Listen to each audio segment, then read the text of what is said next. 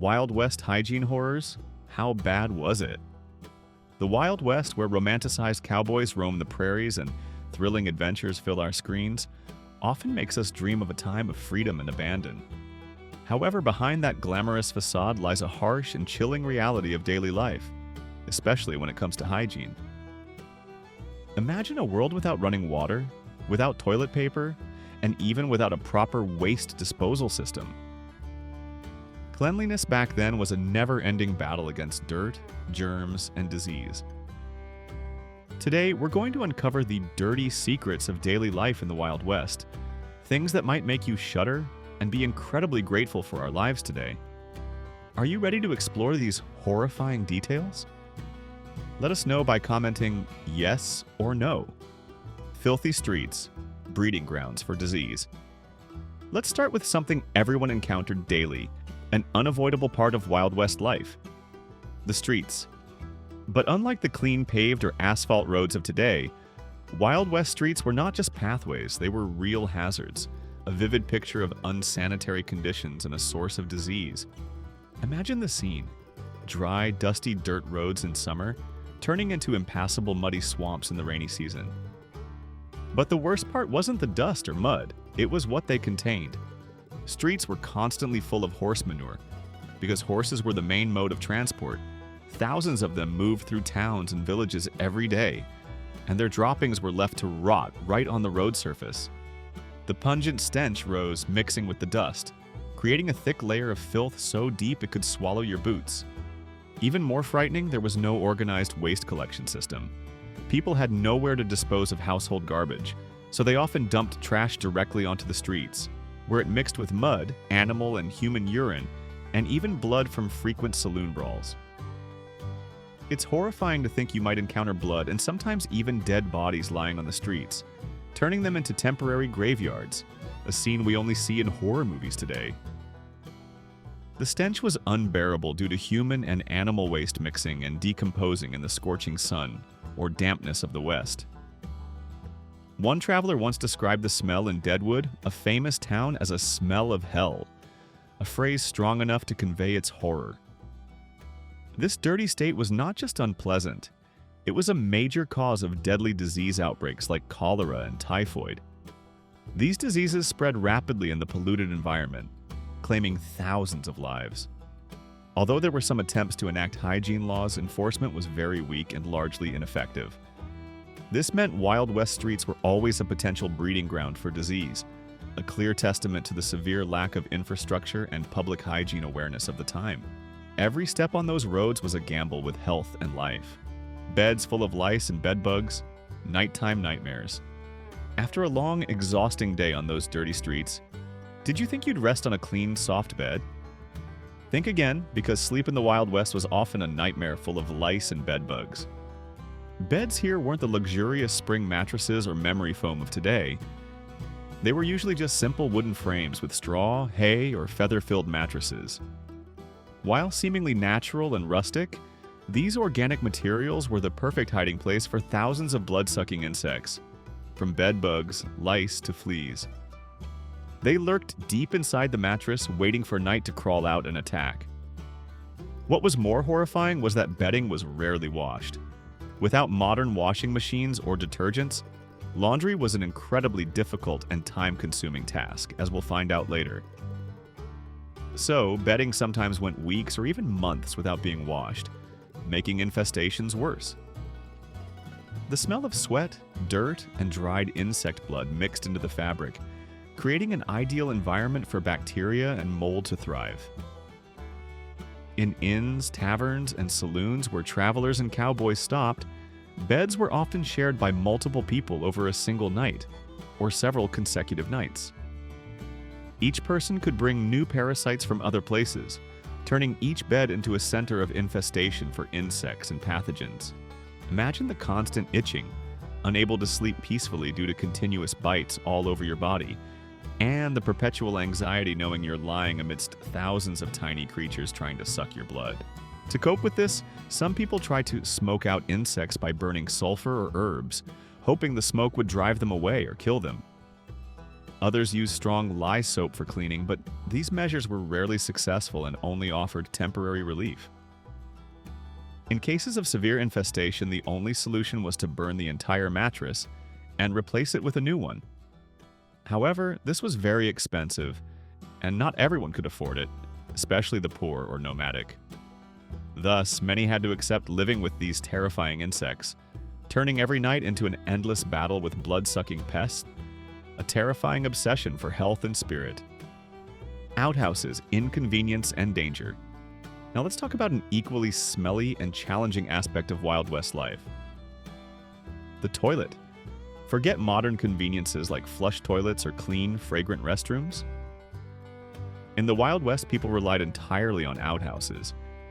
These were extremely primitive structures, often just a simple wooden shack with a deep hole dug underneath to collect waste. They were usually placed far from the main living areas to minimize the unpleasant odor, but that didn't help much, especially on hot days. The waste pit was an ideal breeding ground for disease. The strong stench and accumulated waste attracted countless flies, mosquitoes, and other pests. These creatures then flew everywhere, landing on food, on people, easily spreading bacteria and pathogens from the outhouse to the surrounding environment. This is why outhouses directly contributed to deadly epidemics like cholera and typhoid, diseases that ravaged many communities in the West. The crescent moon, usually for women, or star for men, symbols on the door were not just for light and ventilation, but also to signal when someone was using it, a simple way to maintain a bit of privacy in an otherwise primitive space. In the cold winter, using an outhouse became a true test of courage and perseverance. Imagine having to step outside in the freezing winter night, covered in snow, just to reach a wooden shack with no heating or light. Because of this, some people chose to use chamber pots indoors to avoid the cold, a temporary solution. However, emptying these pots later also caused other hygiene problems, keeping the smell and risk of disease present, or even worsening it in confined living spaces. Interestingly, outhouses weren't just for personal needs. Many were also used as private spaces for other purposes. You might be surprised to learn they were used for secret drinking, reading undisturbed, or even hiding weapons to avoid detection. However, the busiest outhouses could become uncontrollable garbage pits, a vivid testament to the lack of sanitary infrastructure and living culture of the time. No toilet paper. Creativity born of necessity. With such primitive and risky toilets, what happened when nature called and you needed to handle business? Toilet paper as we know it today wasn't widely available until the late 1800s, and on the frontier it was an unimaginable luxury, a concept that barely existed. This forced Wild West residents to be constantly creative with what was available in their harsh environment. Let's explore the unique alternatives they used. Corn cobs. This was one of the most popular choices. After eating corn, the cobs were kept and used. Though rough and not very pleasant, it was considered an effective solution under the circumstances. Imagine that feeling. Definitely not comfortable. Paper. When available, people used pages from old catalogs, newspapers, or even books. The Sears Roebuck catalog, first published in 1888, became an essential item in many outhouses. It wasn't just for shopping, but also served personal hygiene, an unexpected convenience. Similarly, the Farmer's Almanac was so popular that later publishers even pre-drilled holes in the book for easy hanging and use in outhouses. This is clear evidence of urgent need and human adaptability in scarce conditions. Leaves. For those living close to nature, leaves were an organic solution. Soft, fuzzy leaves like those of the mullein plant were especially favored and humorously called cowboys toilet paper. However, choosing the wrong leaves, especially toxic ones like poison oak or poison ivy, could cause unimaginable pain and discomfort, turning creativity into a disaster. Moss. Soft and absorbent, moss was also a viable option, but not always readily available, especially in arid regions. Rags. In the most desperate situations when no other options remained, people even used old clothes, washed and reused. This speaks not only to extreme scarcity, but also to the inconvenience and hygiene risks involved. The lack of toilet paper not only caused inconvenience, but also carried a risk of infection and led to serious personal hygiene problems. With crude and unsanitary items, proper cleaning was almost impossible, leading to skin diseases and urinary tract infections that we can hardly imagine today. Dental horrors. When the dentist was a butcher. Moving on to another equally frightening, even horrifying problem for many in the Wild West. Dental hygiene and what happened when you had a toothache. Forget brushing twice a day with minty toothpaste. Daily toothbrushing was hardly common at that time. Instead, people used rags dipped in salt or baking soda to rub their teeth. Salt was used for its natural antiseptic properties, and baking soda helped remove surface stains, but both were ineffective in removing plaque or preventing cavities. Dental hygiene tools were extremely scarce. Toothbrushes, if available, were often handmade from animal bristles and reserved for the wealthy. Most people used chewed-up tree twigs to form homemade brushes, a crude and inefficient solution. Consequently, toothaches were an extremely common and persistent problem. When suffering from a toothache, people often tried to treat it with whiskey or herbs to temporarily relieve the pain. However, if the pain became unbearable, or when a tooth was too decayed, the only and most horrifying solution was extraction. Tooth extraction in the Wild West was a truly brutal experience. It was often not performed by professional dentists, a rare profession back then, but by barbers who doubled as dentists or even blacksmiths with crude tools and, most importantly, no anesthesia. Patients were usually given a strong shot of whiskey to numb some of the pain and fear. Then the tooth was pulled out with pliers or other makeshift tools. That scene must have been a living nightmare, with the sound of pliers clamping and teeth popping out, along with the patient's agonizing screams. It's no wonder that many preferred to suffer constant pain rather than dare to have a tooth pulled. The consequences of poor dental hygiene and brutal extractions were severe. Infections from untreated cavities could spread to other parts of the face and body, leading to dangerous complications or even death from sepsis. There's a famous story about the outlaw Clay Allison, who allegedly retaliated against a dentist in Wyoming in 1886 for pulling the wrong tooth. Allison pinned the dentist down and forced him to pull one of his own teeth in revenge. A brutal act that shows the horror and resentment people endured because of the dentists of that era. Spitting habits. A public health hazard.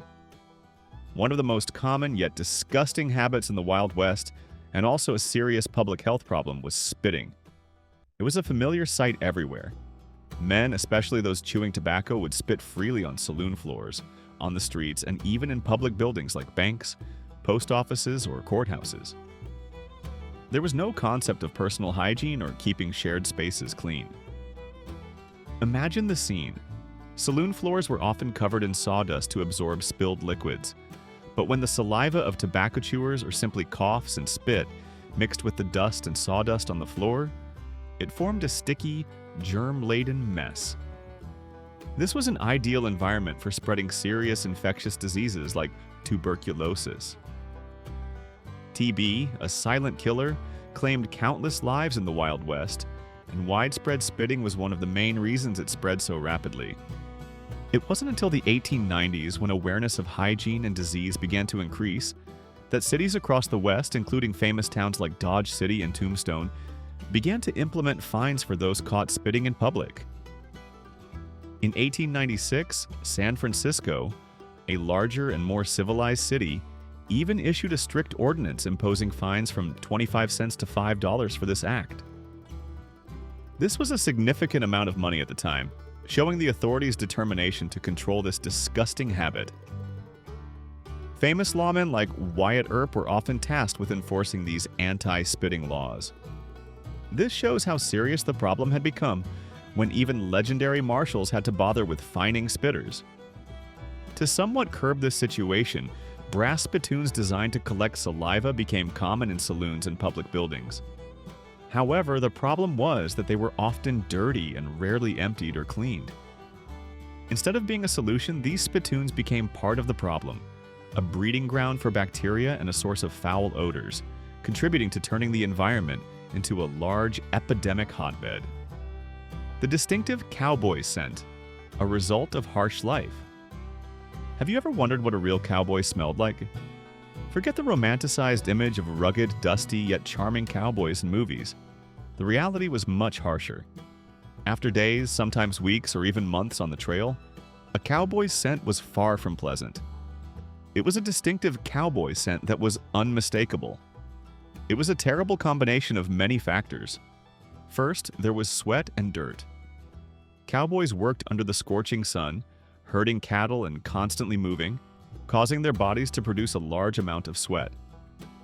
This layer of sweat quickly mixed with the red dust of the prairie, creating a sticky, uncomfortable layer of grime on their skin and hair. Next was campfire smoke. They often slept outdoors around campfires, leaving their clothes and hair saturated with a strong, smoky odor. And of course, there was the smell of livestock. Cowboys lived and worked with thousands of cattle, sheep, and horses, so the smell of animal waste, urine, and fur clung deeply to their clothes and skin. All these factors combined to create a pungent mixture that was hard to ignore, a characteristic smell of harsh living and unsanitary conditions.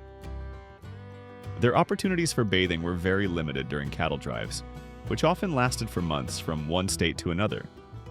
Cowboys might only bathe when they reached a river or stream, which wasn't always feasible or safe enough. Often they could only use a little cold water to wash their face and hands, a minimal cleanliness not enough to remove accumulated grime. Their clothes also contributed to the problem, especially leather chaps and wool shirts. These materials absorbed and retained odors for a very long time, difficult to get rid of even when dry. Even the food they ate, lots of beans, beef, and coffee, contributed to body odor and unpleasant breath. Their high-protein, low-vegetable diet, combined with poor dental hygiene, made their breath heavy and offensive. Some cowboys tried temporary measures to mask the smell. They rubbed sagebrush on their bodies or clothes, hoping the pungent scent of the plant would overpower the body odor.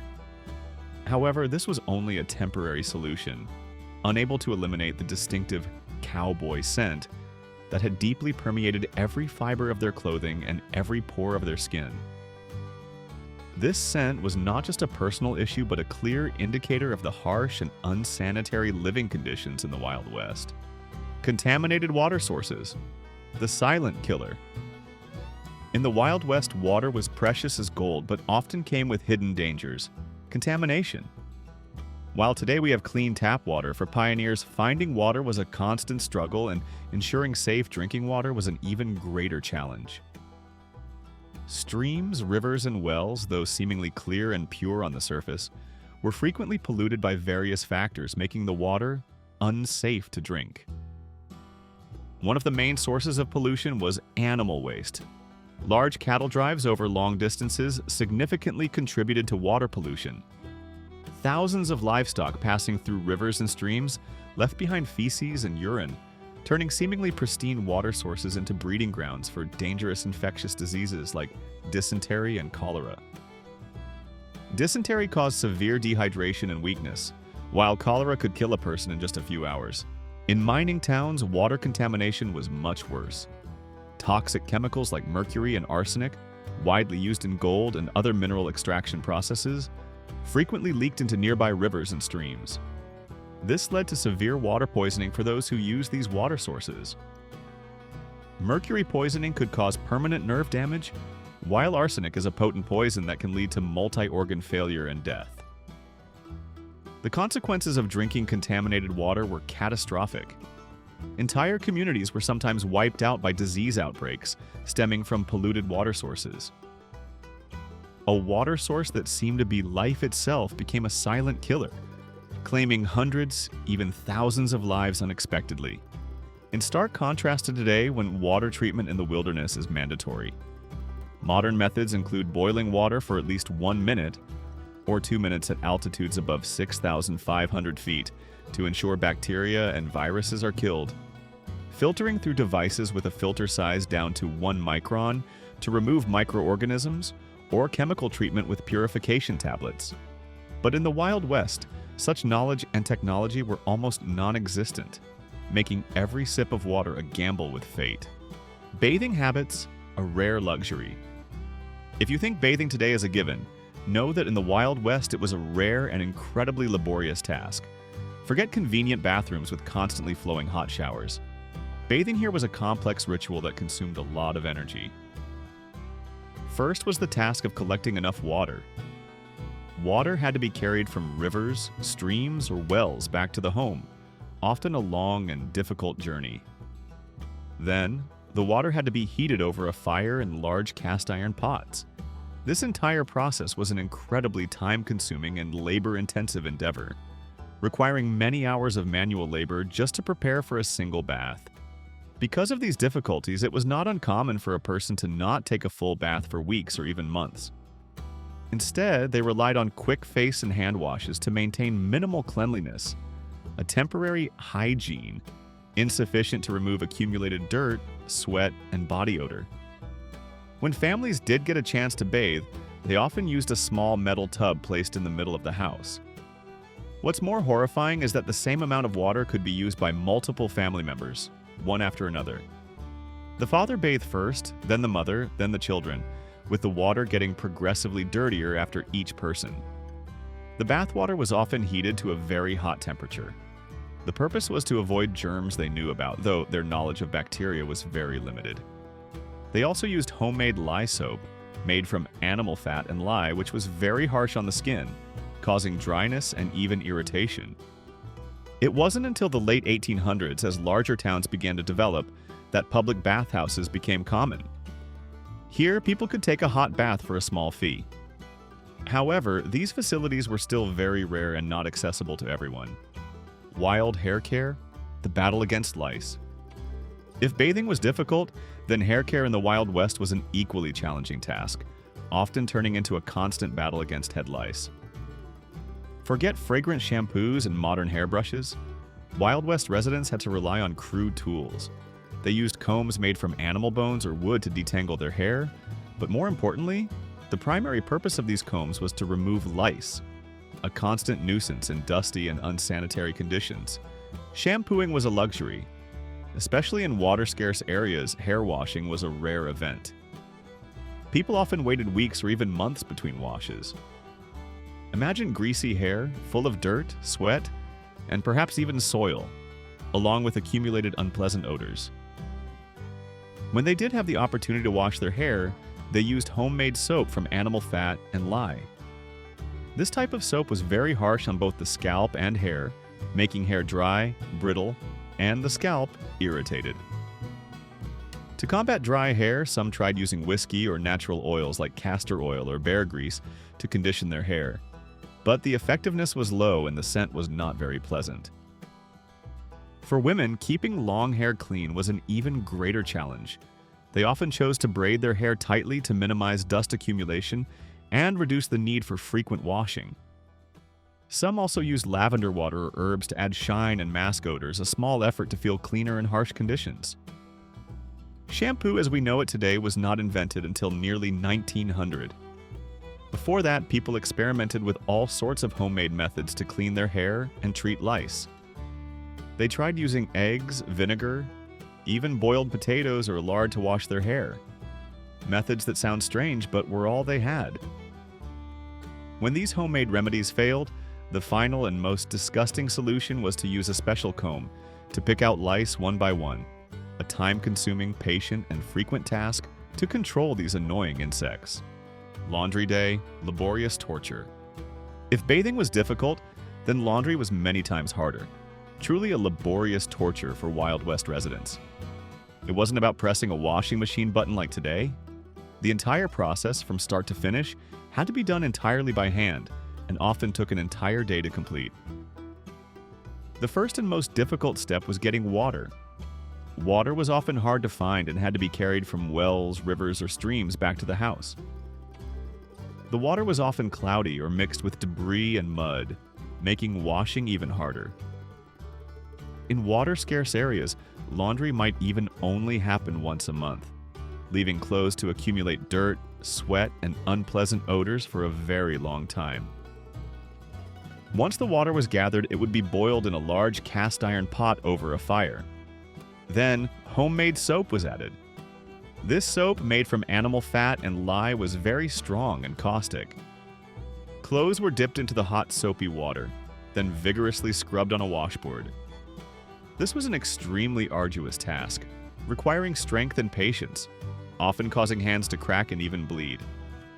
After scrubbing, clothes were hand-wrung and hung out to dry. However, amidst these difficulties, there was a bright spot. Chinese immigrants played an important role in the laundry industry in the Wild West.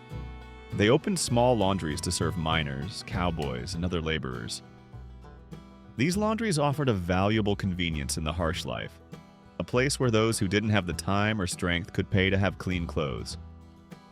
Shared towels, a hotbed of germs. Among the myriad concerning hygiene practices in the Wild West, the use of shared towels was one of the most horrifying, and a hotbed for countless germs. There was no concept of individual towels or frequent washing as there is today. Towels were often hung on racks or nails in the house, and they got progressively dirtier as the days passed. With water being scarce and laundry being so labor-intensive as we've learned, towels were not washed frequently. This turned them into an ideal breeding ground for bacteria, mold, and pathogens. Imagine a damp towel, laden with dead skin cells, dirt, sweat, and bacteria from multiple users. Each time you used the towel, you not only dried your body, but also inadvertently spread various pathogens. From common illnesses like colds and flu, to more serious infections like skin infections, eye infections, or other skin-transmitted diseases, all could easily spread from person to person through a shared towel. This was a direct and effective transmission route that people back then were unaware of or had no way to prevent.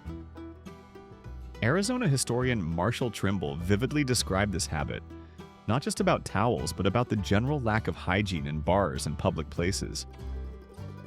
He recounted that patrons ate from the same plates, drank from the same cups, and then used a shared towel to wipe beer from their mustaches at the bar. Just imagine that.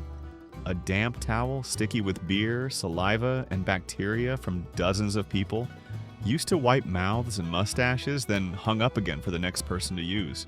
This not only shows a lack of understanding about hygiene, but also was part of the communal living culture of the time, where concepts of personal hygiene and disease transmission were very rudimentary.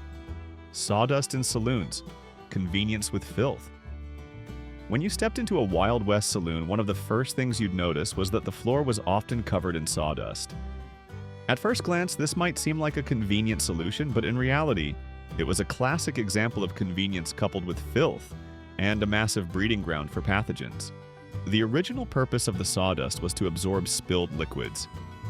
In a noisy and chaotic saloon, drinks were frequently spilled, and other accidents like blood from brawls or urine from intoxicated individuals also occurred frequently. Sawdust was spread to quickly absorb these liquids, helping to keep the wooden floor from becoming slippery and maintaining a temporary sense of cleanliness. It also provided a bit of grip on slippery wooden floors, reducing the risk of falls for inebriated patrons.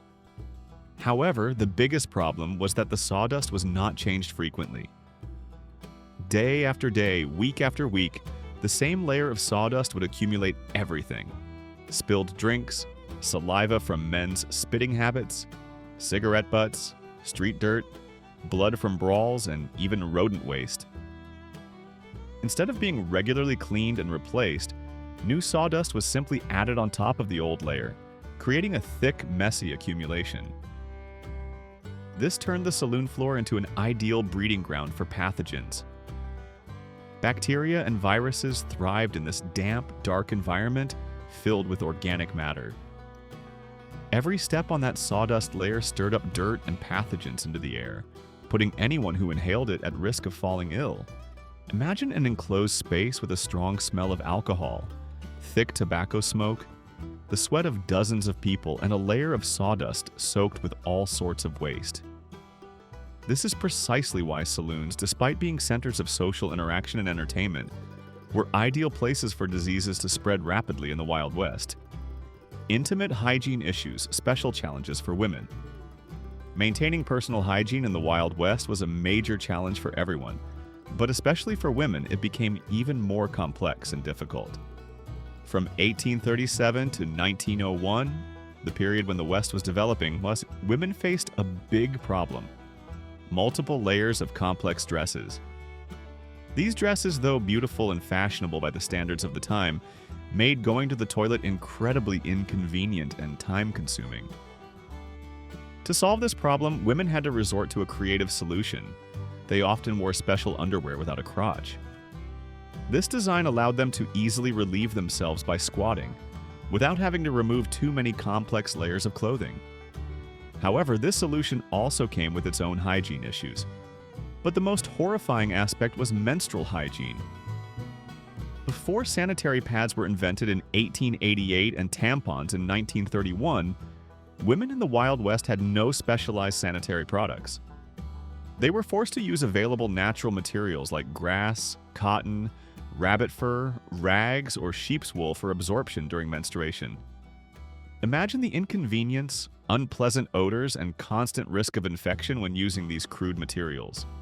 One historian described the menstrual practices of Wild West women as miserable, sorrowful, and utterly hopeless. A phrase strong enough to convey the difficulty and suffering they endured monthly. Men also had their own intimate hygiene concerns. In 1894, advertisements from quack doctors exploited men's anxieties, promising to cure various issues, often sexually transmitted diseases or personal hygiene problems they didn't fully understand. Amazingly, many doctors at the time even believed that circumcision was the best way to maintain hygiene and prevent disease. Furthermore, they thought it could cure many unrelated ailments such as epilepsy, intellectual disability, masturbation, syphilis, and even hysteria in women.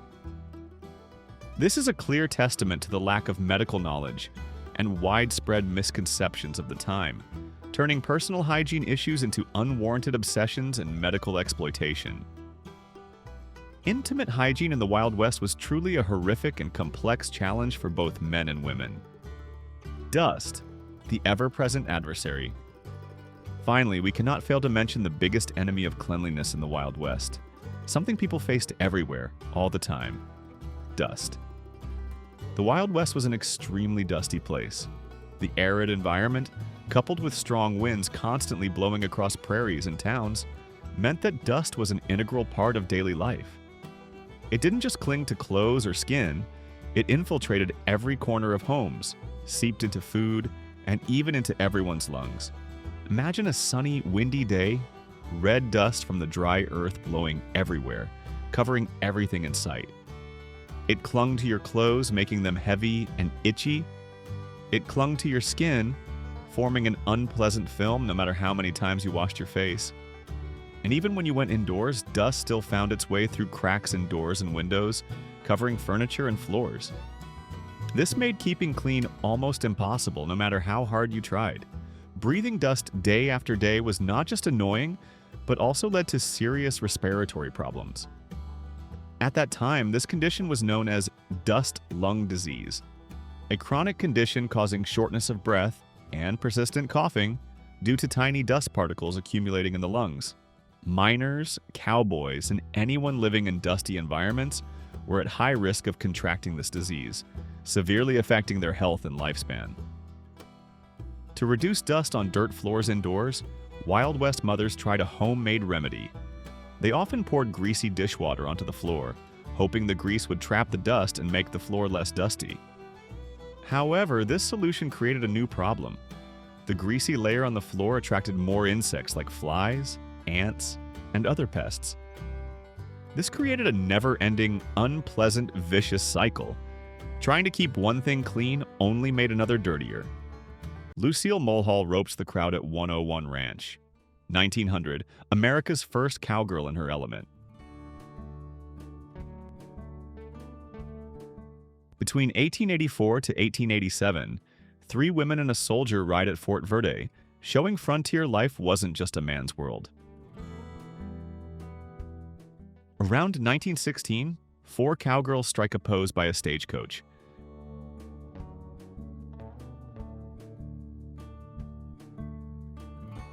Jenny Boner stands in 1898 Jerome, Arizona, queen of her bordello, draped in black and fortune hard-won in a mining town. In 1908, Jackson, Wyoming cowboys crowd a rustic bar.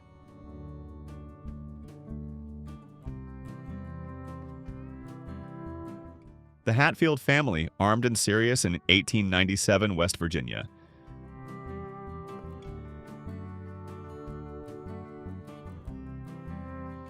Two hunters show off their prize moose at D.K. Hickok Camp.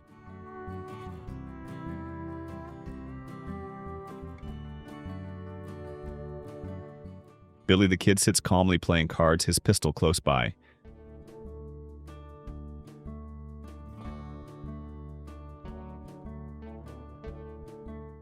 Wild Bill Hickok, just 21, stares boldly in Kansas, already a lawman in 1858. Wyatt Earp, once the lawman of the OK Corral, spent his final years quietly in early Hollywood.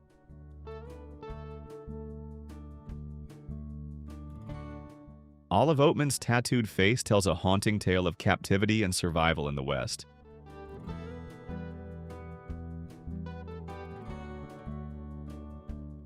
Deadwood, 1876. Bighorn store anchors a town bursting with miners, dust, and restless ambition. Pawnee Bill and Wife May, circa 1890.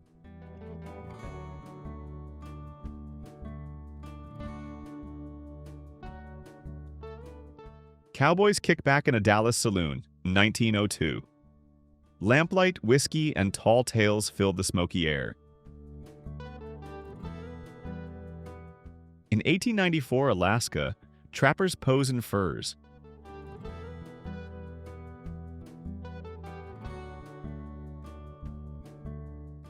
In 1909, a Washington family poses with rifles and fresh game.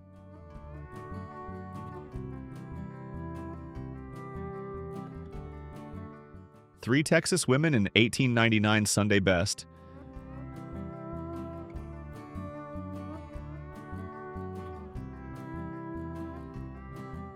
Tonopah, Nevada, 1903. Miners and merchants crowd the streets in a rush for gold and new beginnings. A Mormon wagon train crosses Echo Canyon in 1870.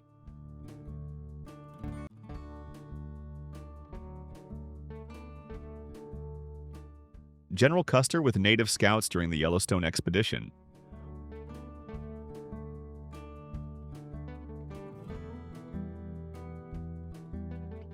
Wyoming's Green River Station in 1869 served as a lifeline for freight, travelers, and westward expansion. Montana, 1896. Travois-laden horses carry supplies and a child, preserving the wisdom of native transport. A hunter's trophy-filled wagon rolls through 1875 Denver.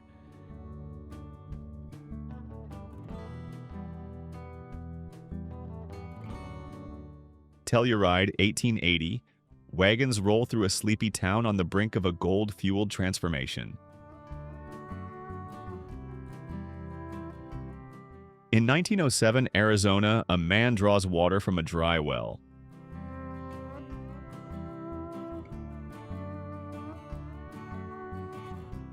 Soldiers in canvas tents in 1871. Daily duty and quiet tension on a volatile western frontier.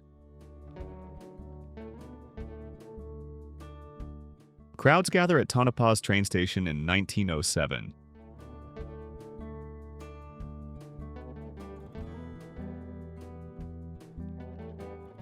In 1902, XIT ranch cowboys rest by their wagon, horses grazing nearby, a rare pause on the Texas Panhandle. Texas cowboys pose in 1901.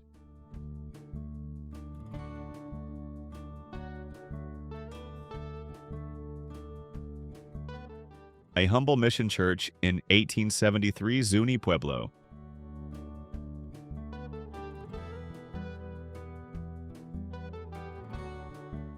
Five Dakotas hunters pose in 1890. dogs, rifles, and birds telling a story of frontier sport and sustenance. From 1887 to 1892, wagons crossed the Black Hills, delivering goods and grit to remote frontier settlements. Around 1905, a prospector sits by his floating shack.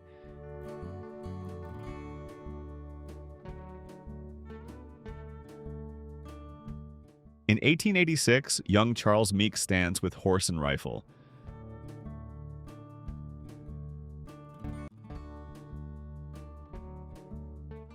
A man carves a cross at Custer Battlefield, marking the sacrifice of Lieutenant Crittenden after Little Bighorn, 1876. Miners dig deep in Columbia, California, chasing golden dreams with pickaxes during the gold rush.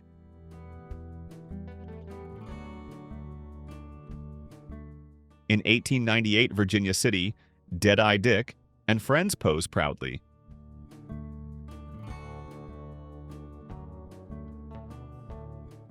Engineers and surveyors in 1888 mark rugged lands.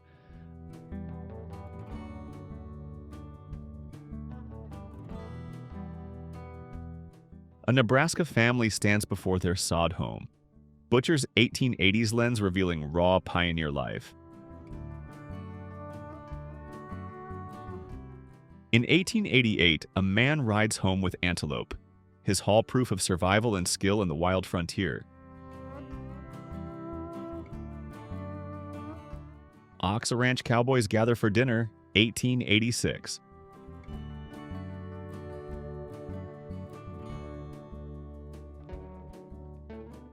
A Yellowstone tribal family, 1871, surviving off wild sheep in Idaho's remote mountain terrain. Cosmopolitan Saloon, 1872.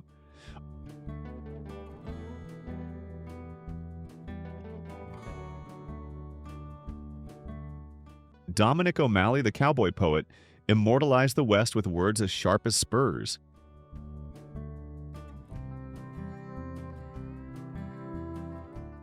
This 1890s gang photo shows 11 young men. Only 2 would live to see the 1900s.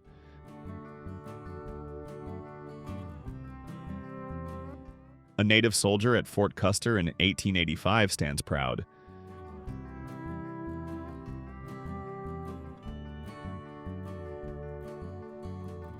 Jesse James, once a Confederate soldier, became a legend, feared across the country for robbing banks and trains. Bat Masterson swapped his gun for a pen. Lawman turned journalist in New York City.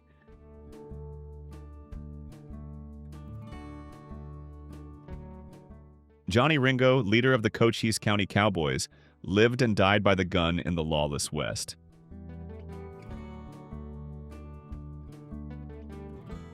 John Wesley Hardin's glare mirrors his deadly past. 27 men and countless legends trail him.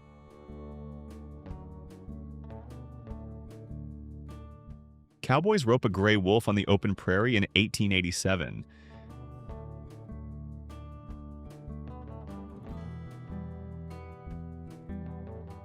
Inside a rugged Idaho ranch, 1872.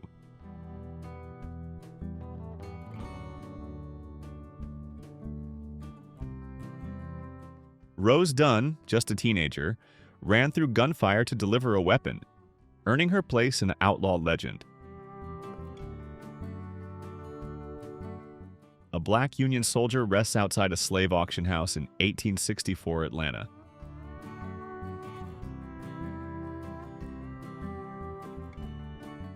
Buffalo Bill poses with Pawnee and Sioux warriors.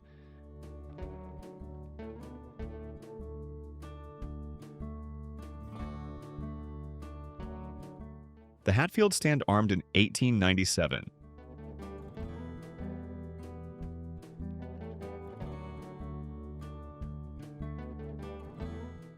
Around 1902, cowboys gather near a chuck wagon, sharing breakfast after long rides across the Texas plains.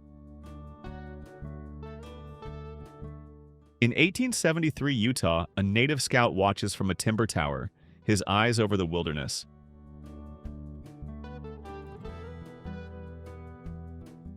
In 1880 Oregon, a proud hunter shows off his kill, capturing the spirit of self-reliance and frontier life.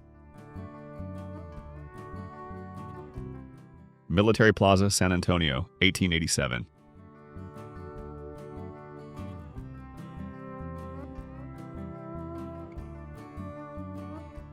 Circa 1900, cowboys and horses gathered near Dodge City's watering hole.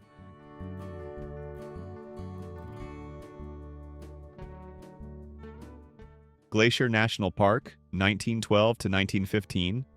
A native couple rides through wonder, baby cradled behind. In 1866 Virginia City, wagons crowd the Wells Fargo office.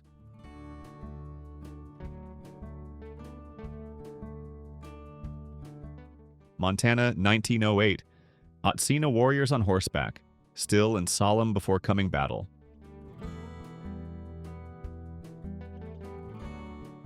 Pine Street in 1881.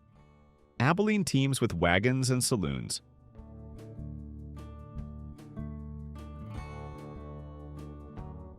Lexington, 1900. School kids bump along in a wagon, learning before the bus was born.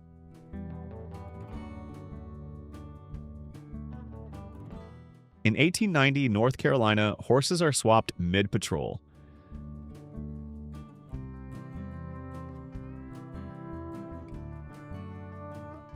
A Texas family in 1918 poses stiff and serious.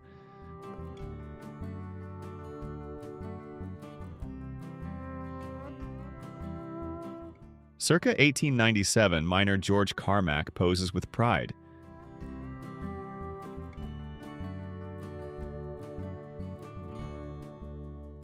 San Antonio's Commerce Street, 1892, alive with hustle, horses, and a growing South Texas spirit.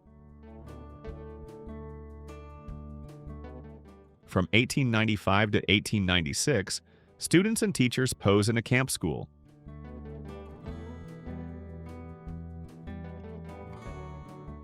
Tonopah, 1902, two women pose boldly on horseback, one rumored to be Wyatt Earp's wife. Water burst from an artesian well in 1880s. Kern County, hope flowing in drought-stricken California. Circa 1900 Nebraska, a local saloon buzzes with pool games and stiff drinks.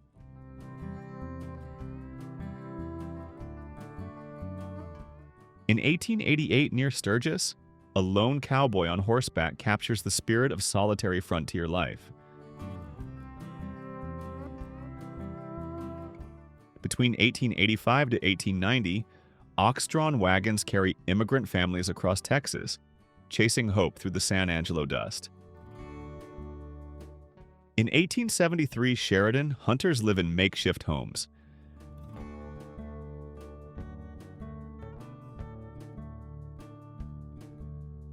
Buffalo Bill's 1895 souvenir photos turned shootouts and raids into collectible pieces of Western myth.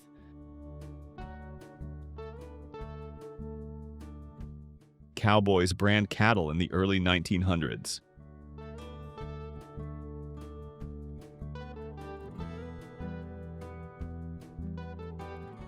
Doc Holliday, tubercular dentist turned gunslinger, made history at the OK Corral.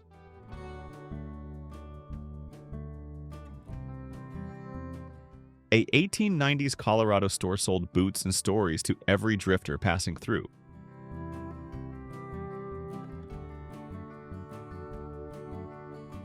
Annie Oakley became a legend by 16.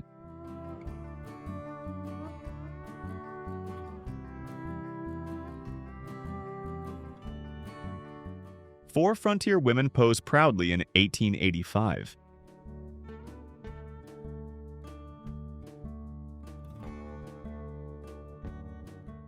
Dallas Staudenmeier stood tall as a fearless Texas lawman.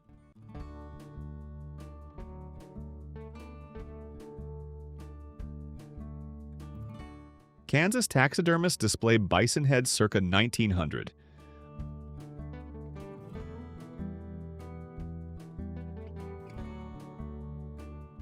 A man and his loaded burro crossed the Oklahoma plains in the 1890s.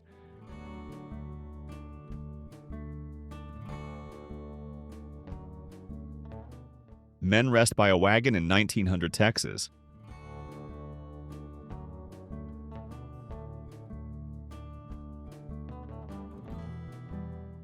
Abandoned wagons and crumbling buildings in 1865 Wyoming.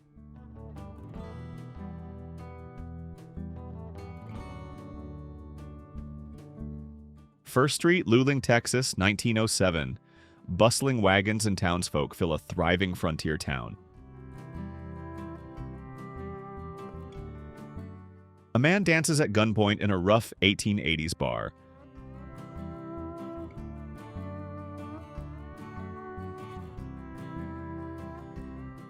A Crow soldier in uniform at Fort Custer, 1892.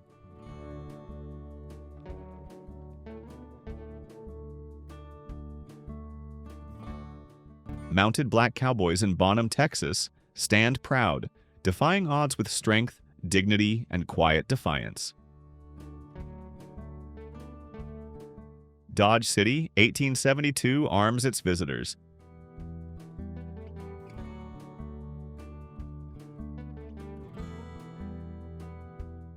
In 1880 Montana, the Bob Saloon opens its doors to dusty travelers.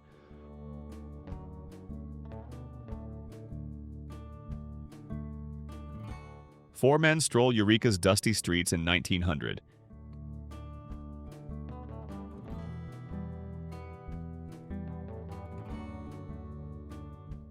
Gilt Edge, Montana in 1905. Shops, horses, and stillness define a town built on mining grit and daily grind.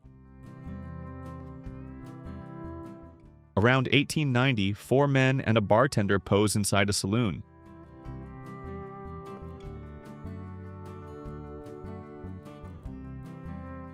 Captured by John C. H. Grable. Native men skin a bovine.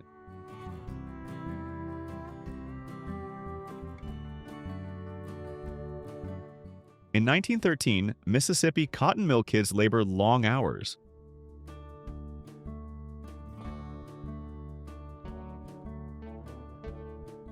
And early 1900s.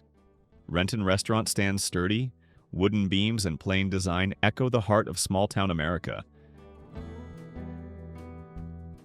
In 1875, Jim Hawkins poses with pride, rifles in hand, founder of Texas's Company D and symbol of frontier law. In 1889 Sioux City, eager travelers pack into a carriage, headed for healing waters at the famed Great Hot Springs.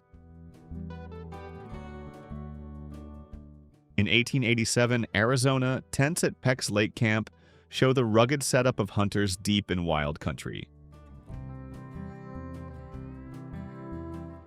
At Nevada's Dama newspaper office in 1895, workers print by hand.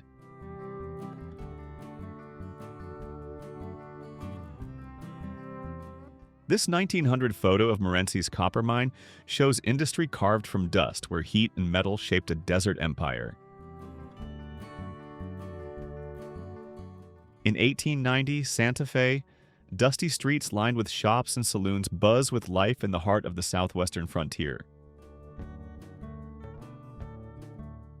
At King Ranch in 1890, 5 Texas Rangers stand tall, rifles raised and ready in the name of Western justice. In 1907, Texas, schoolchildren gather outside a one-room building, learning with grit where books were few and hope was high. In 1873, near Camp Apache, armed Cayetero warriors stand tall, proud symbols of native resistance on the western frontier. Apache spirit dancers in 1887 wear haunting masks.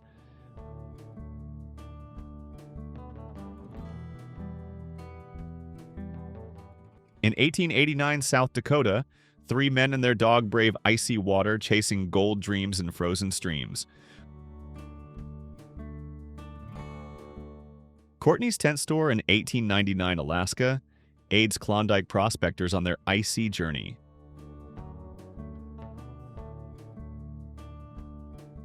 In 1899, General Colby stands with rifle in hand, ready for battle in the distant Boer War.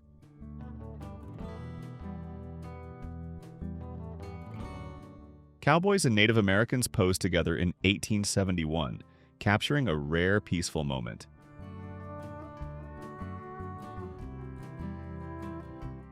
In 1874, Utah, a native boy rests beside his dog.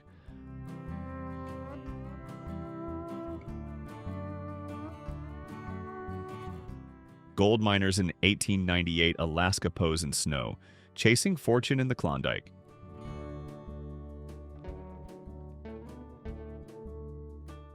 Between 1887 to 1892, cowboys rope a buffalo mid-stride.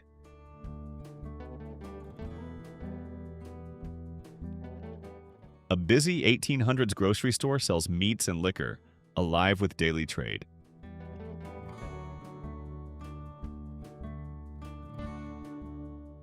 In 1889 West Union, Art Pullum stands with hunting gear, quiet strength built for daily frontier survival. Lion Well in the Colorado desert gives water to thirsty travelers around 1890.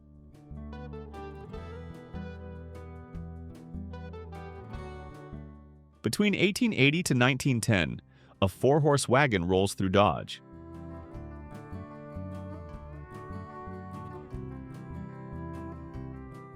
Around 1900, gamblers focus on cards at Bisbee's Orient Saloon, a true Wild West scene. Around 1898, miners rest near cabins and mules.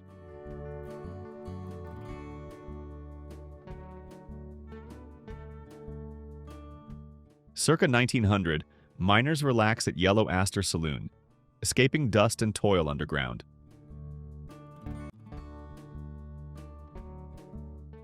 Armed guards protect a Wells Fargo wagon in 1890 Sonora, ready for stagecoach robbers.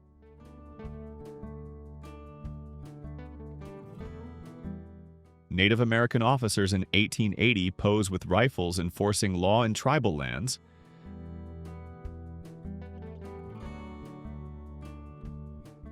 Texas outlaw-turned-sheriff John King Fisher became legend after a violent end.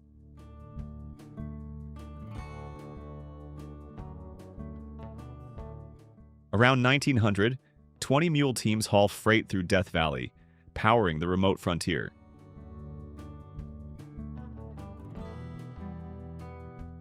In 1886 Nebraska, butchers and locals crowd Saigon May Market in daily trade.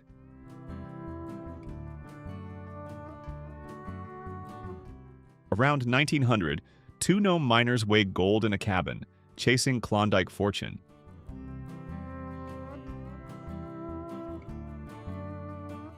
Wagons fill Austin's Congress Avenue in 1875, marking its frontier growth.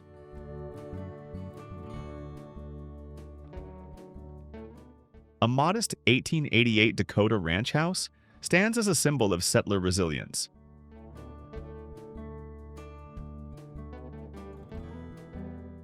In 1899, Seattle pioneer David Denny rests outside a cabin, reflecting quiet frontier grit.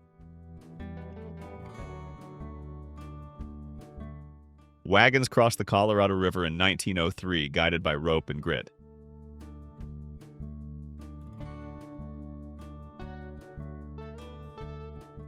Captured between 1880 to 1897, New Mexico's Ranchos buildings showcase Hispanic roots in Western architecture.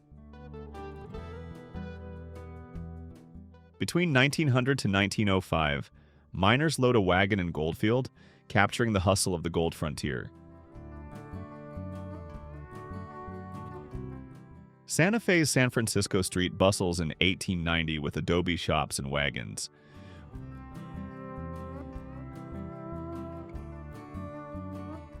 Wagons and walkers crowd Webb, Kansas, showing prairie town growth.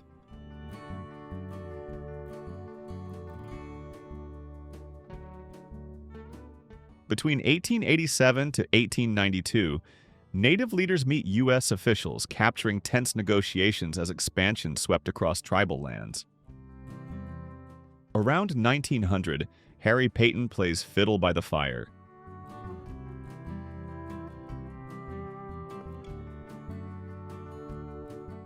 In 1886 Nebraska, a pioneer family follows their wagon.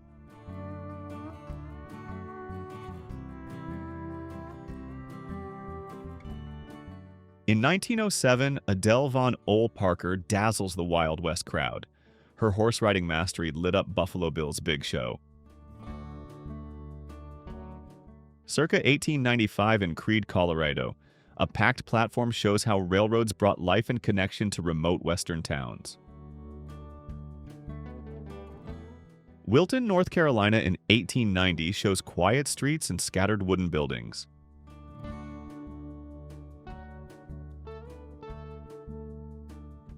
In 1880, Bodie, California, crowds gather outside Monobank, gold fever driving wild growth in the iconic boomtown.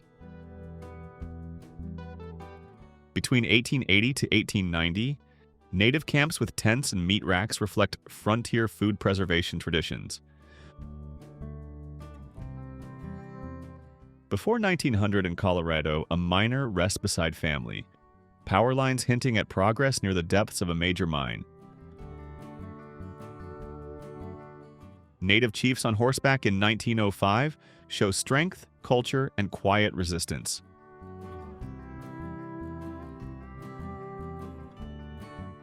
In 1889, the Grand Minnetonka Hotel stands in South Dakota, luring visitors to hot springs, healing waters, and frontier luxury. Around 1900, a traction engine hauls freight across the Mojave Desert, driving western progress. In 1895, deep underground in Nevadaville, weary miners pose, faces lit by grit, surrounded by the shadows of danger. In 1875 Utah, a man develops photos by hand, showing early photography's craft.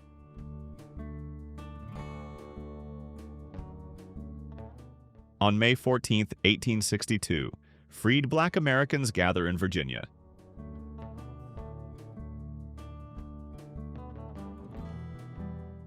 Cowboys rest by Yellowstone River with fire pits and gear in the rugged outdoors.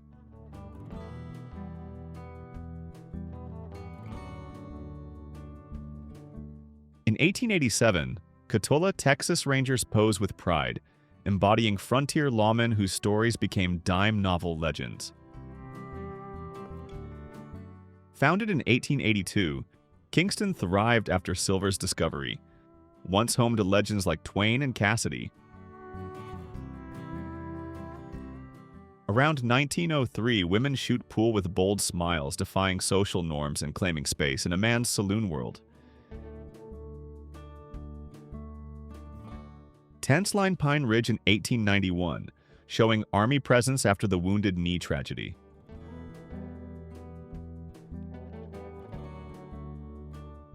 In 1875 Utah, LDS missionaries baptize Paiute natives, an image of faith meeting tradition on the western frontier. Native women gather in a roofless tent, sharing community life on the frontier around 1891.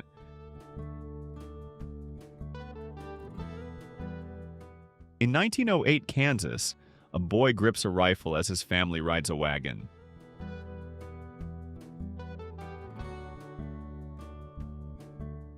In the early 1900s, a Lakota family stands outside a wooden cabin, showing strength and adaptation on the frontier. In 1886, Colorado, Beauregard and I. Steele stand proud outside their pawn shop.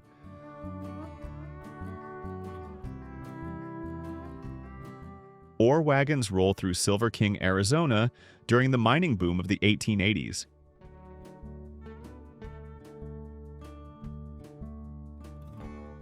This 1890 saloon scene captures laughter, drinks, and bold personalities.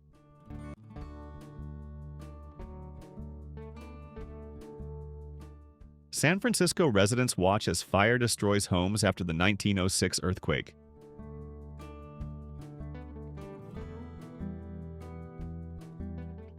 Between 1887 to 1889, Men gamble at Doyle Ranch, risking cattle and coin in tense frontier leisure.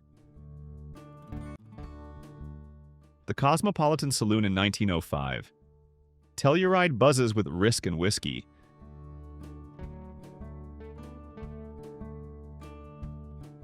A woman in lingerie poses in a saloon, blending dance, desire, and vice around 1880.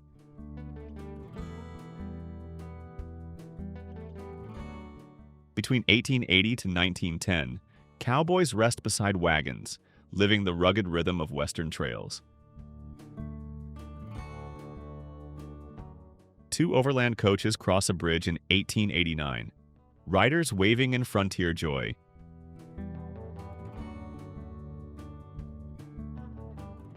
The H. N. Brown store, founded in 1854, stocked essentials for settlers.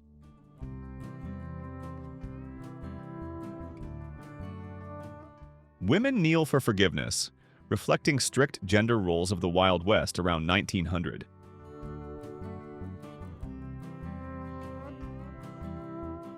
In 1906, Oregon pioneers rest as a logging train crosses a wooden bridge.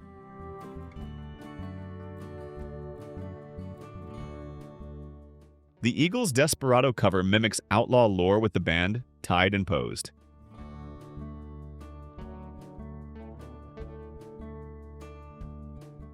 Around 1895, a New Mexico family stands beside their cabin, showing mountain perseverance.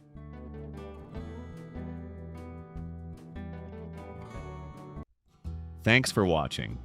Do you know any other horrifying details about Wild West hygiene? Share your thoughts in the comments below. Don't forget to hit the like button, subscribe to our channel, and turn on notifications so you don't miss our next exciting journeys down memory lane.